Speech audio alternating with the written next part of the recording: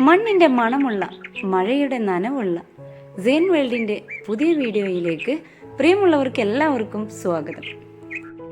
കഴിഞ്ഞ ഒരു വീഡിയോയ്ക്ക് ശേഷം ഒരുപാട് കൂട്ടുകാരാണ് എൻ്റെ ഫ്രണ്ട് ലിസ്റ്റിൽ കയറിയിട്ടുള്ളത്. എടുത്തു പറയാൻ പറ്റുന്ന, ഹൃദയം തൊട്ടറിയുന്ന ഒട്ടനവധി കൂട്ടുകാർ. അതിൻ്റെ ഇടയിലേക്കായിരുന്നു എനിക്ക് പ്രിയപ്പെട്ട ഒരമ്മ കൂടി കയറി വന്നത്. എൻ്റെ വീഡിയോസുകളെ അത്രമാത്രം സ്നേഹിക്കുന്ന പ്രിയപ്പെട്ട അമ്മയായി അവർ മാറിക്കഴിഞ്ഞു. വളരെയധികം സന്തോഷം നിറഞ്ഞ നിമിഷങ്ങളായിരുന്നു എനിക്കത്. പ്രശസ്തരായ സിനിമാ താരങ്ങളെയൊക്കെ എനിക്കറിയാം, പക്ഷെ സീരിയൽ താരങ്ങളെ എനിക്കറിയില്ല. ഞാൻ സീരിയൽ കാണാറുമില്ല. എന്നിരുന്നാലും നമ്മുടെയൊക്കെ മനസ്സിൽ നമ്മൾ സൂക്ഷിച്ചു വെക്കുന്ന കുറച്ച് ആളുകളുണ്ട്. അതിൽപ്പെട്ട ഒരാളായിരുന്നു ഗായിക അമൃത സുരേഷ്. ഓൺലൈൻ ബിസിനസ് തുടങ്ങിയതിന് ശേഷം ഒട്ടുമിക്ക ആളുകളും ഫോണിലൂടെയും വാട്സപ്പിലൂടെയും കോണ്ടാക്ട് ചെയ്യുന്നുണ്ട്. അതിനിടയിലായിരുന്നു ആ കുഞ്ഞു ശബ്ദം എന്നിലേക്ക് എത്തിയത്. പ്രശസ്തരായതുകൊണ്ട് മാത്രം എടുത്തു പറയുന്നതല്ല, ആ അമ്മയുടെ വാക്കുകൾ മതി നമ്മുടെ ഹൃദയത്തിൻ്റെ ഉള്ളിലേക്ക് ആ ഒരു സ്നേഹം കയറുന്നത് നമുക്ക് അറിയാൻ കഴിയും. അഭിരാമിയുടെയും അമൃതയുടെയും അമ്മ ഇന്ന് എൻ്റെ മനസ്സിലും സ്ഥാനം പിടിച്ചു കഴിഞ്ഞു.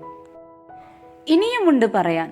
വേദനിക്കുന്ന ഹൃദയങ്ങൾ പങ്കുവച്ച ഓരോരോ വോയിസ് മെസ്സേജുകൾ, പറഞ്ഞറിയിക്കാൻ പറ്റാത്ത അത്രയും സങ്കടകരമായ ഓരോ കാര്യങ്ങൾ.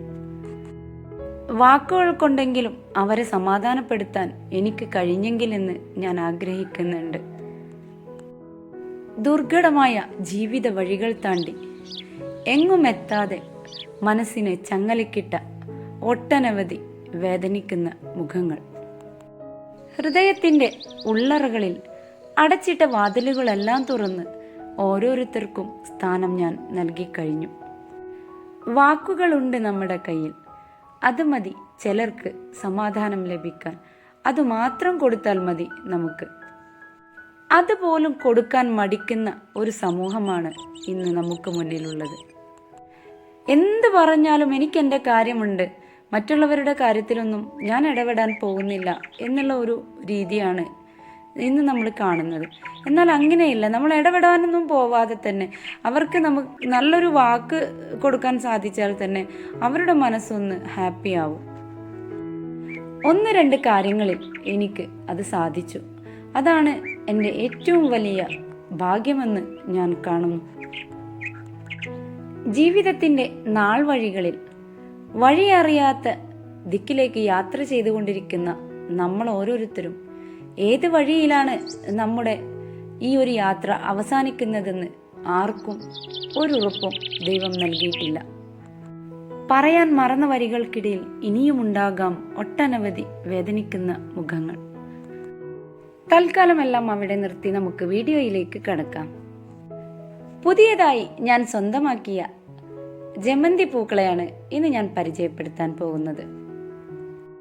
പൂക്കളുള്ള ചെടികളായിട്ട് എൻ്റെ കയ്യിൽ യൂഫോർബിയയും ബൊഗൈൻവില്ലയൊക്കെ ഉണ്ടായിരുന്നുള്ളൂ. ഇപ്പോൾ ഞാനിതാ ജമന്തി പൂക്കളെയും സ്വന്തമാക്കാൻ തുടങ്ങിയിട്ടുണ്ട്. അതിമനോഹരികളായ മിനിയേച്ചർ ജമന്തിയാണ്.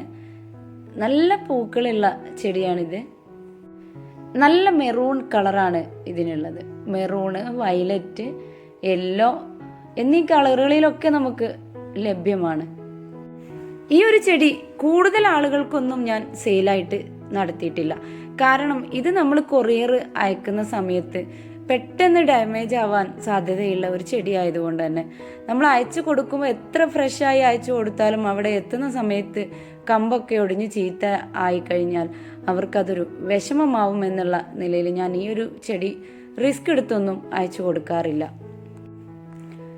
പിന്നീട് ഞാൻ സ്വന്തമാക്കിയ ഒരു ചെടിയാണ് പെപ്രോമിയ. വളരെ നേർത്ത തണ്ടുകളാണ്, പെട്ടെന്ന് ഒടിഞ്ഞു പോകുന്ന തണ്ടുകളുള്ള ചെടിയാണിത്. എന്നാൽ മനോഹാരിതയിൽ ഇത് മുൻപന്തിയിൽ തന്നെ. ബിഗോണിയ ചെടിയെ പോലെ തന്നെ കൂടുതൽ വെള്ളം നൽകാതെയാണ് ഇതിനെ വളർത്തിയെടുക്കേണ്ടത്. ഒരുപാട് വെറൈറ്റീസ് ഉള്ള ഒരു ചെടിയാണ്. ഇതിൻ്റെ പലതരത്തിലുള്ള ഇലകളും നീളത്തിലും റൗണ്ടിലും ഓവൽ ഷേപ്പിലും ഒക്കെ ആയിട്ട് പലതരം വെറൈറ്റീസ് ഉള്ള ഒരു ചെടിയാണിത്. ഈ ഒരു ചെടി നല്ല കെയറിങ് ആവശ്യമാണ്.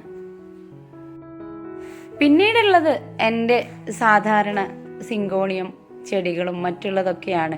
ഇവരെയൊക്കെ 1-2 ദിവസം ഞാൻ ശ്രദ്ധ വൈകിയ കാരണം ഒരുപാട് ക്ഷീണം പറ്റിയെന്ന് തോന്നി. അവരെയൊക്കെ ഒന്ന് വൃത്തിയാക്കി വെള്ളമൊക്കെ ഒഴിച്ച് ഇന്ന് ഒരല്പം റെസ്റ്റ് എടുത്തിട്ടുണ്ട്. ഈ ഒരു പിങ്ക് സിങ്കോണിയം അത്യാവശ്യം നല്ല രീതിയിലാണ് എല്ലാവരും ഓർഡർ ചെയ്യുന്നത്. സിങ്കോണിയത്തിൻ്റെ തന്നെ ഒരു 4-5 വെറൈറ്റി നമ്മുടെ കയ്യിലുണ്ട്. ഇൻഡോർ ആയിട്ട് യൂസ് ചെയ്യാൻ പറ്റിയ വളരെ ഹെൽത്തിയായ ഒരു ചെടിയാണ് സിങ്കോണിയം. ഏത് ചെടിക്കും നമ്മൾ ഓവർ വാട്ടറിങ് ബുദ്ധിമുട്ടാക്കും. ഇൻഡോറിൽ വെക്കുന്ന ചെടികൾക്കൊന്നും ഓവർ വാട്ടറിങ്ങിൻ്റെ ആവശ്യം വരുന്നില്ല. അത് അവരുടെ വേരൊക്കെ ചീഞ്ഞ് ആ ചെടിയെ തന്നെ നശിപ്പിക്കാനുള്ള സാഹചര്യമുണ്ട്. ഇൻഡോറിൽ വെച്ച ചെടികൾക്കൊക്കെ നമ്മൾ 1.5 ഇടവിട്ട് വെള്ളം ഒഴിച്ചു കൊടുത്താൽ മതിയാകും. ഒട്ടുമിക്ക ആളുകളും ചോദിച്ച ഒരു ചോദ്യമാണ് ചെടികളിലെ കീടബാധ ഒഴിവാക്കാൻ എന്താണ് ചെയ്യേണ്ടതെന്ന്. നമ്മുടെ വീടുകളിലൊക്കെ നമ്മൾ പാത്രം കഴുകാൻ ഉപയോഗിക്കുന്ന ഫെയറി പോലത്തെ ഷാമ്പുകൾ നമ്മൾ ഒരല്പം എടുത്ത് വെള്ളത്തിൽ നന്നായി കലക്കി അത് നമുക്ക് ചെടികളുടെ ഇലയിലൊക്കെ സ്പ്രേ ചെയ്ത് കൊടുത്താൽ കീടബാധ ഒരു പരിധിവരെ നമുക്ക് കുറക്കാൻ കഴിയും. എന്തായാലും ഇന്നത്തെ വീഡിയോ നിങ്ങൾക്ക് എല്ലാവർക്കും ഇഷ്ടമായിട്ടുണ്ടാവും എന്നാണ് ഞാൻ വിശ്വസിക്കുന്നത്. ഇഷ്ടമായാൽ നിങ്ങൾ എൻ്റെ വീഡിയോ ലൈക്ക് ചെയ്യണം, കമൻ്റൊക്കെ ചെയ്ത് എന്നെ സപ്പോർട്ട് ചെയ്യാൻ മറക്കല്ലേ. ഇനിയും നിങ്ങൾക്ക് എൻ്റെ വീഡിയോസൊക്കെ കാണാൻ ആഗ്രഹമുള്ളവരാണെങ്കിൽ സബ്സ്ക്രൈബ് ബട്ടൻ്റെ തൊട്ടടുത്തുള്ള ബെല്ലൈക്കണിൽ ഓൾ എന്നൊരു ഓപ്ഷൻ ഉണ്ട്. അത് ഇനാബിൾ ചെയ്തിട്ടാൽ ഞാൻ വിടുന്ന വീഡിയോസൊക്കെ നിങ്ങൾക്ക് ഏത് സമയം നോട്ടിഫിക്കേഷനായി ലഭിക്കും. വീഡിയോ അവസാനം വരെ കണ്ടുനിന്ന എൻ്റെ പ്രിയമുള്ളവർക്കെല്ലാവർക്കും ഹൃദയം നിറഞ്ഞ നന്ദി, നമസ്കാരം.